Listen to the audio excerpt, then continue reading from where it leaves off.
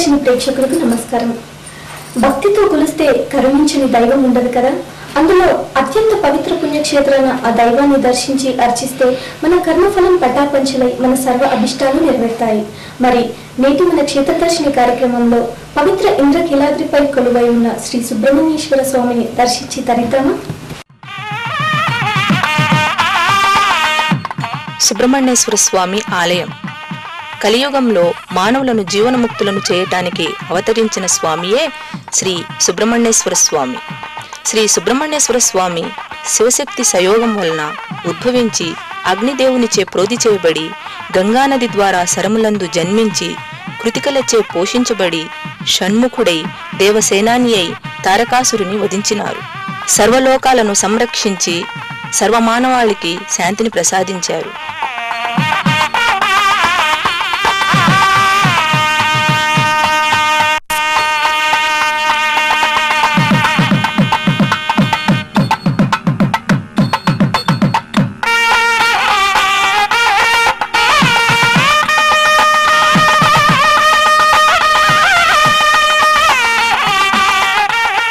కైలాసగిరిని తలపించే పవిత్ర ఇంద్రకీలాద్రిపై వెలిసిన స్వామిని శ్రీ బాలసుబ్రహ్మణ్యేశ్వర స్వామిగాను, శ్రీ వల్లి దేవసేన సమేత శ్రీ సుబ్రహ్మణ్యేశ్వర స్వామిగాను భక్తులు పూజించుకుంటున్నారు.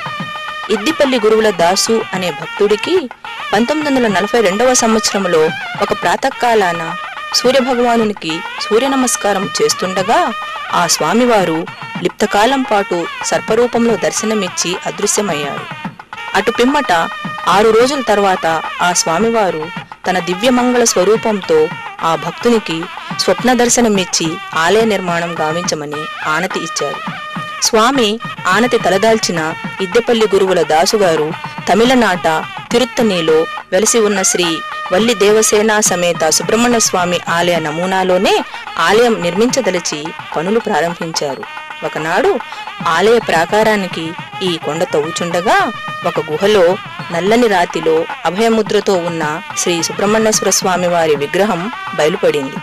అది స్వామివారి అనుగ్రహంగా భావించిన ఆ భక్తుడు ఆ స్వామివారిని శాస్త్రోక్తంగా ప్రతిష్ఠ గావించి నిత్య పూజలతో అర్చించసాగారు. 1954వ సంవత్సరంలో కుంభాభిషేక ప్రతిష్ఠ గావించిన అనంతరం ఆ మహాభక్తుడు తన కుమారుడైన ఇద్దెపల్లి సత్యనారాయణకు ఈ ఆలయ బాధ్యతను అప్పగించి ఆ స్వామిలో లయం అయినారు. అనంతర కాలంలో 1975లో కంచి కామకోటి పీఠాధిపతి శ్రీ జయేంద్ర సరస్వతి స్వామి వారి దివ్యకర కమలునిచే నమలి వాహనం బలిపీఠం ప్రతిష్టాపన జరిగింది.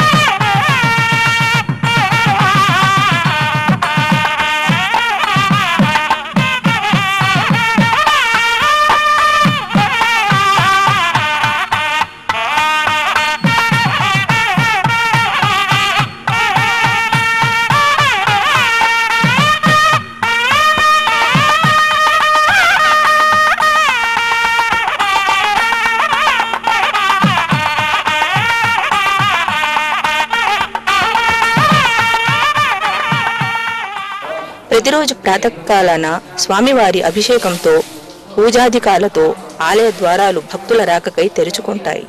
స్వయంభూగా వెలసిన ఆ స్వామివారి మూల విరాట్కు జరిగే అభిషేకాన్ని కనులారా దర్శించటానికి జనం తండోపతండాలుగా తరలి వస్తారు. అదిగో ఆ స్వామివారి అభిషేకం మొదలైంది. ఆలయ నిర్వాహకుడు ఇద్దెపల్లి సత్యనారాయణ గారి ఆధ్వర్యంలో ఆ స్వామివారి అభిషేకం కనుల పండుగగా జరుగుతోంది. దర్శిద్దాం రండి. స్వామివారి జన్మదినోత్సవం నాడు 108 కలశాలతో ప్రత్యేక అభిషేకాలు జరుపుతారు. దీపావళి తర్వాత వచ్చే 10 రోజులు స్వామివారి బ్రహ్మోత్సవాలు నిర్వహిస్తారు.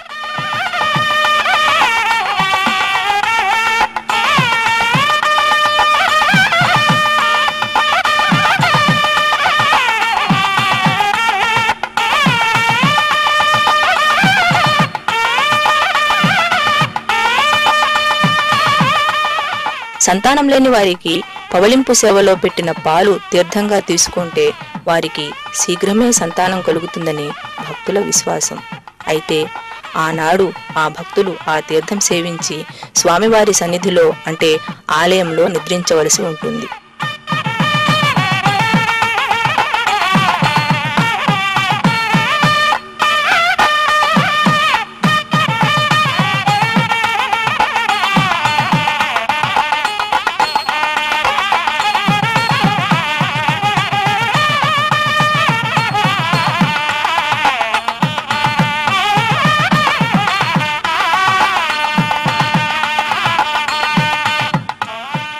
ఈ దేవాలయంలో ఆగమ శాస్త్రం ప్రకారం ప్రతి 12 సంవత్సరాలకు ఒక పర్యం మహాకుంభాభిషేకం అత్యంత వైభవంగా వేలాది భక్తుల మధ్య అతి ఘనంగా జరుపుతారు.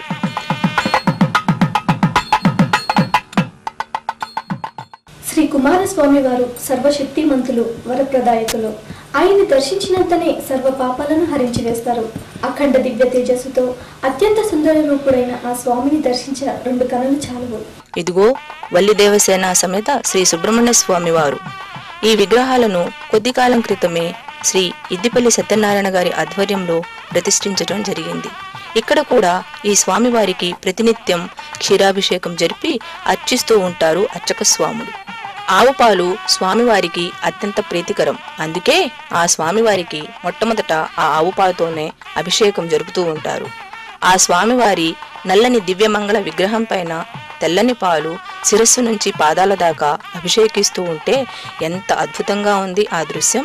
ఎంతటి దివ్య తేజస్సుతో ఆ స్వామివారు విరాజిల్లుతున్నారో చూడండి. కార్తీక మాసంలో వల్లీదేవి కళ్యాణం సుబ్బరాయుడి షష్ఠి నాడు జరుగుతుంది. ఈ సమయంలో వివాహం కానివారు, కుజదోషం ఉన్నవారు పూలదండలు తెచ్చుకుంటే శ్రీ స్వామివారికి సమర్పించిన అనంతరం ఆ పూలమాలలను ఆ భక్తులకు వేస్తారు. ఇలా దండలు మెడలో వేయించుకున్న ఆ భక్తులు ఆ స్వామివారికి ప్రదక్షిణ చేస్తే వాని కుజదోషం తొలగి అనతి కాలంలోనే వారికి వివాహం జరుగుతుందని భక్తుల నమ్మకం. ఈ ఆలయంలో ప్రతినిత్యం భక్తులు ఆ స్వామివారికి అభిషేకాధికాలు నిర్వహించుకోవచ్చు. భక్తులు తెచ్చే వివిధ ద్రవ్యాలతో స్వామివారి మూల విరాట్కు అర్చక స్వాములు అభిషేకం జరిపి ఆ అభిషేక జలాన్ని తీర్థంగా ఇస్తూ ఉంటారు. ఈ అభిషేక తీర్థాన్ని స్వీకరించడం వలన భక్తులు తమకు సర్వరోగ నివారణ జరుగుతుందని, అలాగే సర్వదోషాలు తొలగి తమకు సర్వశుభాలు జరుగుతాయని విశ్వసిస్తారు.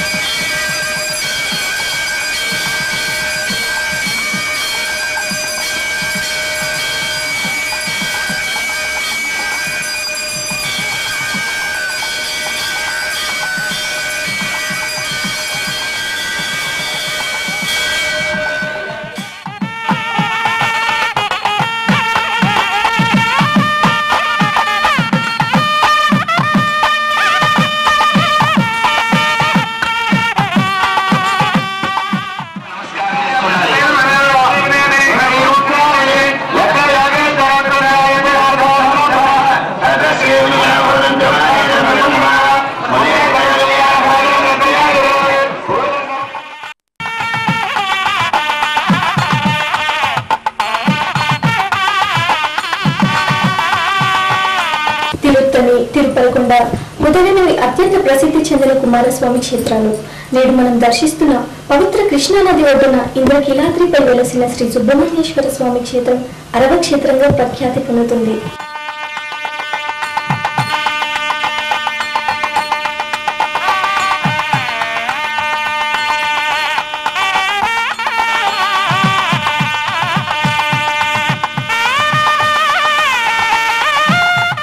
ఇదిగో అభిషేకం తర్వాత అర్చక స్వాములు ఆ స్వామివారి విగ్రహాన్ని ఎంత సుందరంగా అలంకరించారో. వెండితో చేసిన సర్వ ఆభరణాలు ధరించి ఆ స్వామి ఎంత దివ్యంగా వెలిగిపోతున్నారో.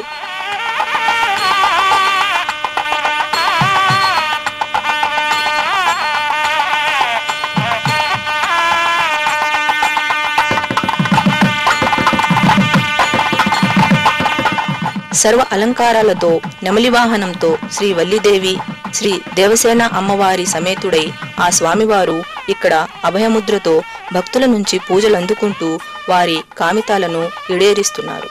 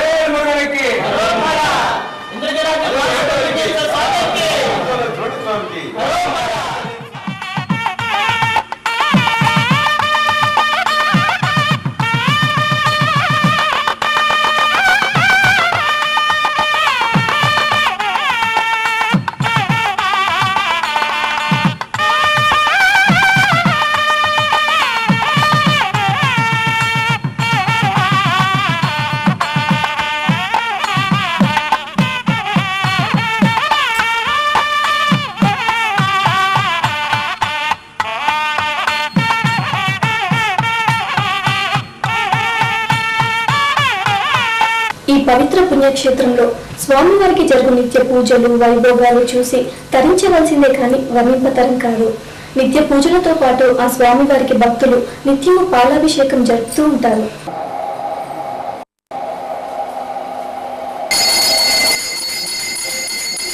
ఇదిగో ఇది పంచామృత అభిషేకం. ఇప్పుడు వివిధ ఫలాలతో ఆ స్వామికి జరుపుతున్న అభిషేకం.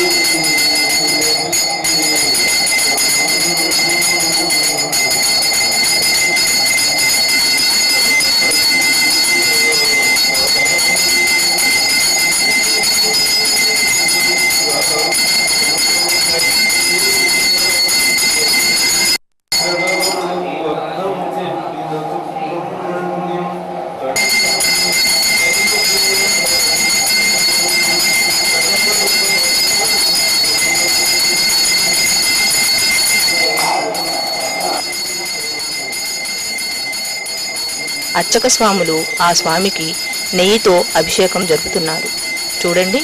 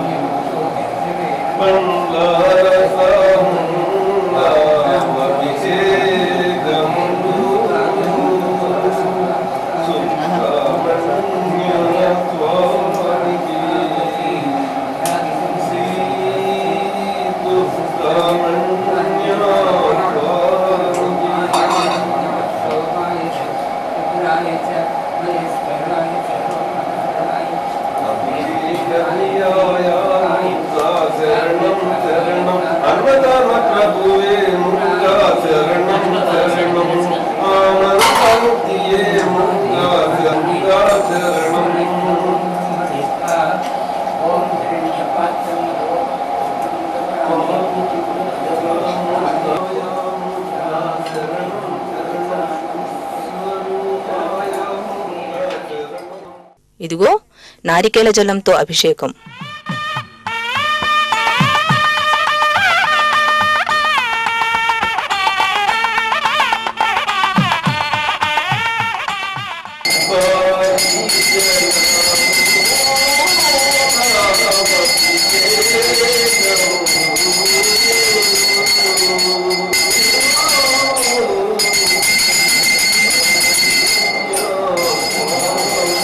అదిగో అర్చక స్వాములు సుబ్రహ్మణ్యేశ్వర స్వామి వారికి గంధం అభిషేకం చేస్తున్నారు. ఎంతటి మనోహర దృశ్యం! గంధం అభిషేకంతో ఆ స్వామివారు ఎంత అందంగా మెరిసిపోతున్నారో.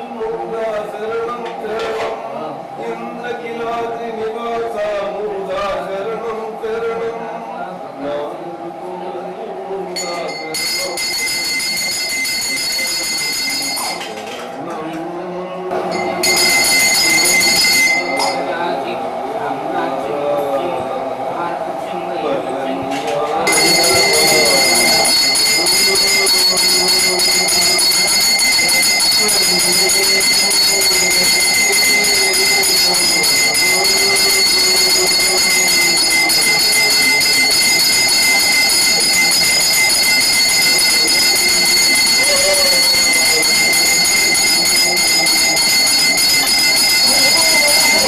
ఇదిగో విభూది అభిషేకం. విభూది అభిషేకంలో ఆ స్వామివారిని దర్శించటానికి ఆ 2 కన్నులు చాలుకున్నాయే. ఆ దివ్యమంగళ స్వరూపం జీవితకాలం పాటు మన మదిలో అలా నిలిచిపోతుంది.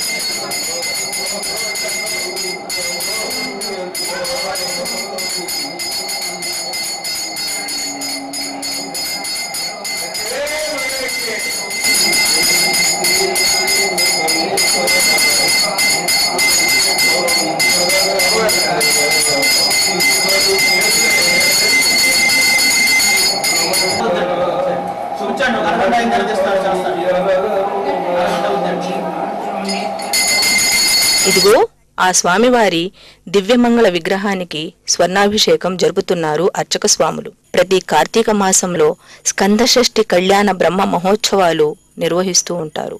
స్కందషష్ఠి అంటే స్వామివారు 6 రోజుల పాటు యుద్ధం చేసి సూరపద్ముడు అనే రాక్షసుని సంహరించిన అనంతరం 6 ముఖాలతో షణ్ముఖ అవతారం దాల్చారు. చరిత్రపరంగా ఆలయంలో ఆ రోజు షణ్ముఖ అలంకారంలో ఉన్న స్వామివారికి మరుసటి సప్తమి రోజున ఇంద్రుడి కుమార్తె అయిన దేవసేనతో కళ్యాణం జరుపుతారు. అటు పిమ్మట దేవసేన సమేత సుబ్రహ్మణ్యేశ్వర స్వామి వారిని పురవీధులలో ఊరేగింపు నిర్వహిస్తారు.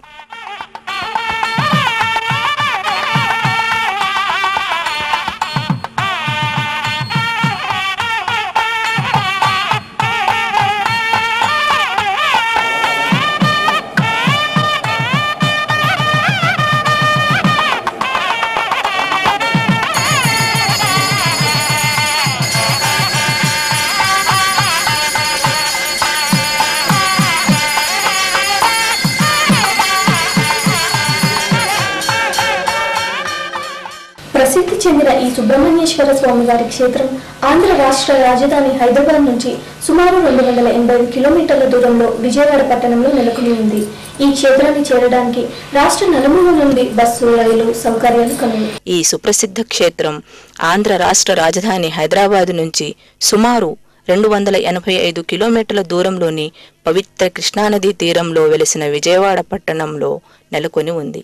ఈ పుణ్యక్షేత్రాన్ని చేరటానికి రాష్ట్రం నలుమూలల నుంచి బస్సు, రైలు సౌకర్యం ఉంది.